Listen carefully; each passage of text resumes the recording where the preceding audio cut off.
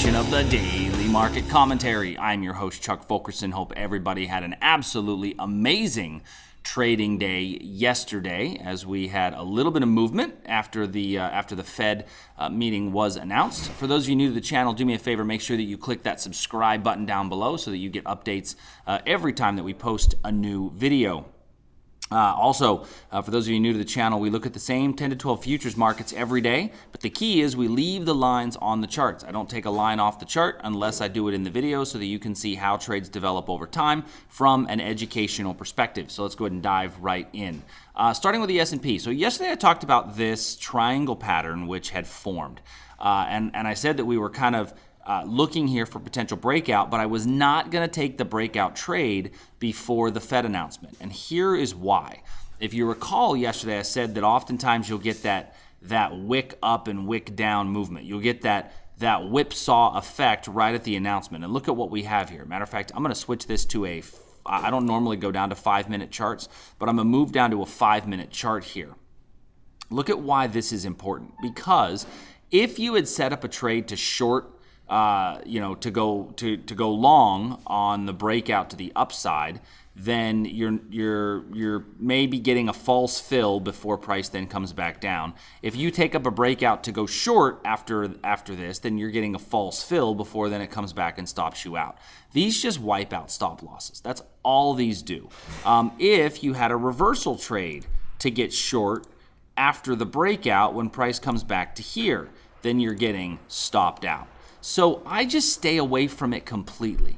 I've noticed that on Fed rating days, you will see movements up and down one way or the other. And what I want to do is I just want to take myself completely out of that game. If I can take myself out of that game, I'm gonna have an advantage over those that are trying to predict. And I can't predict which way it's going to go.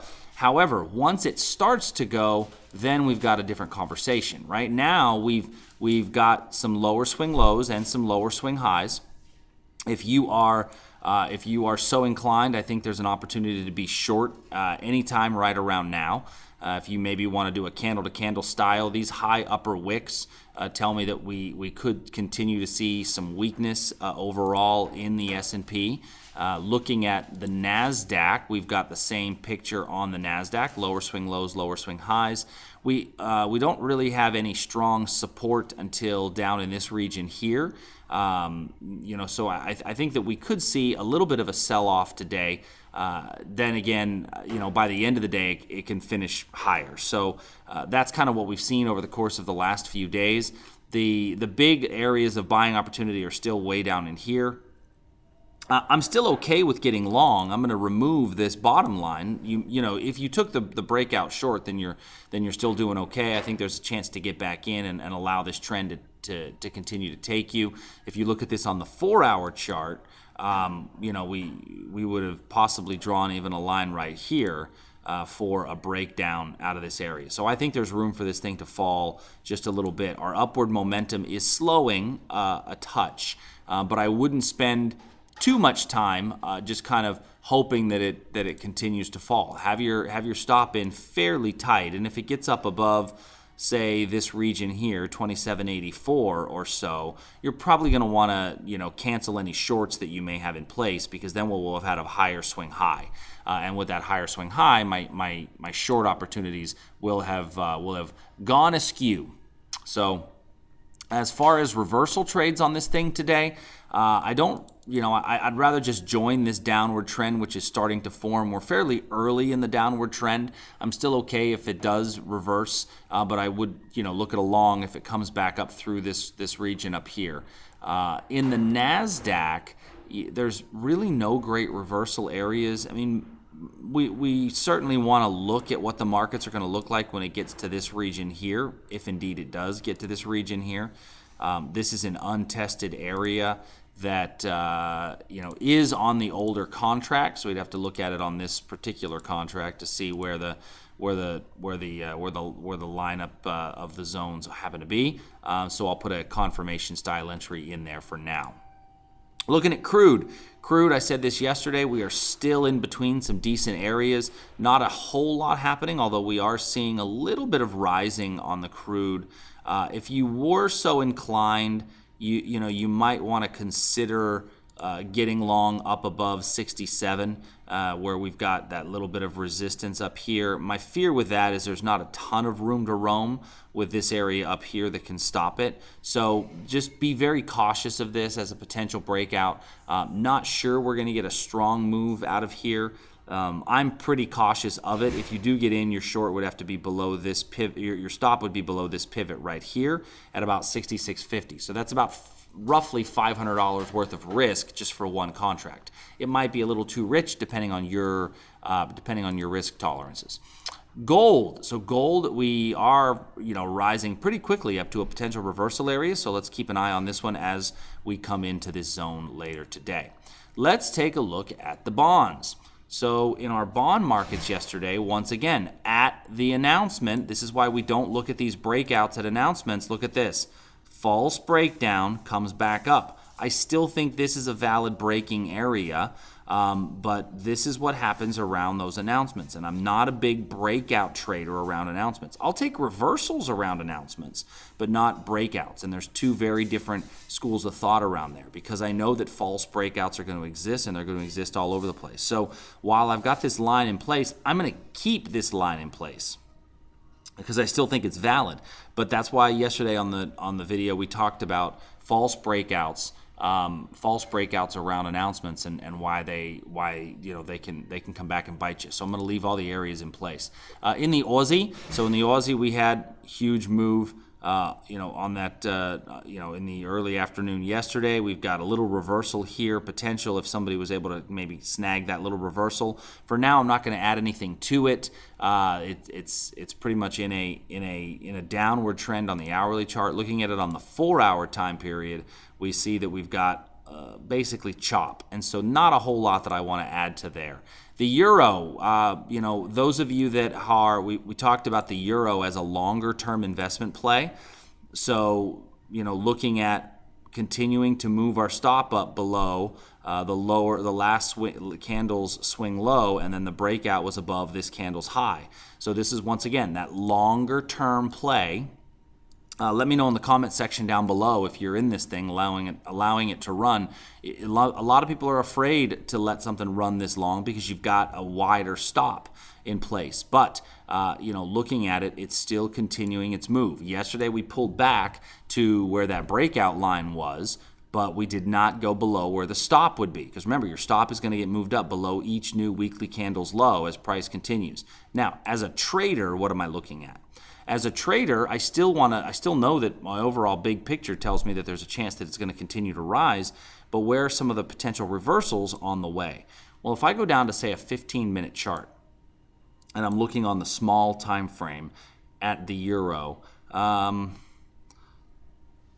there's just not a lot in here that I'm in love with, and it's very wicky. I'm using the word wiki, and I don't want to go down below a 15-minute chart. That's really the smallest time period I want to go to.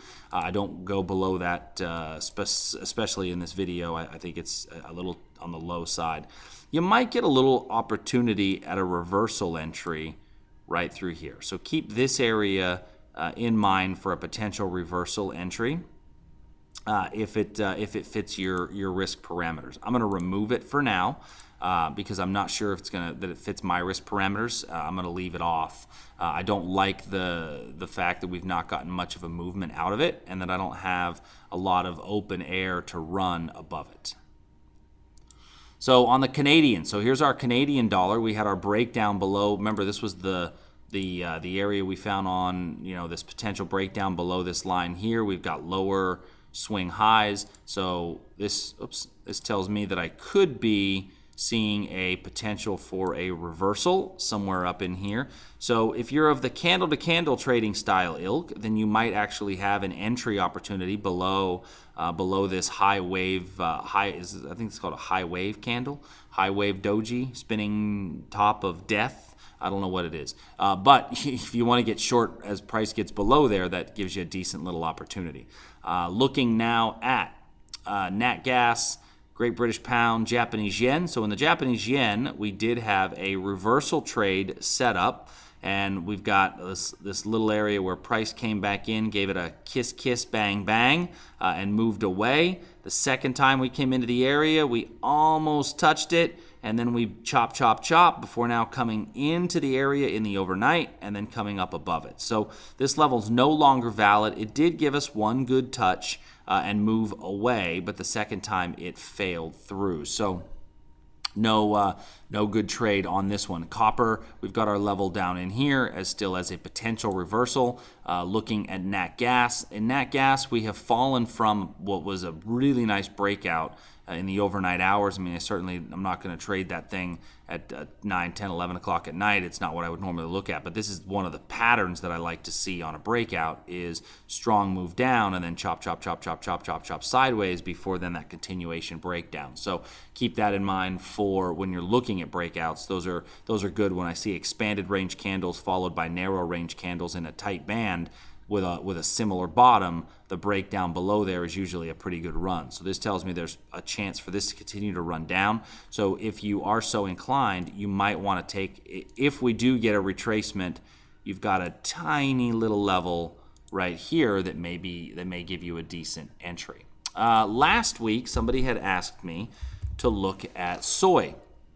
And looking at soy, we had a breakdown below this triangle pattern. I said, well, if you don't make that one, then you've got to break down below here. And look at what we've done since then. Strong move down. So if you are the trader that asked me to take a look at soy, let me know if you were able to catch that breakdown, because this was a picture-perfect breakdown trade. And I made it very clear that I don't trade soy. It's not normally on my tradable list, but boy, it should have been, huh?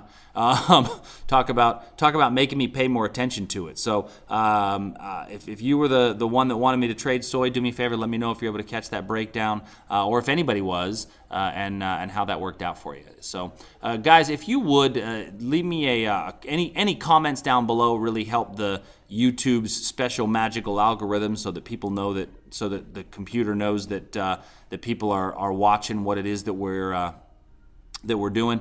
If you are, oops, I forgot to take my order off there. Just got one little flyer out there on that stop.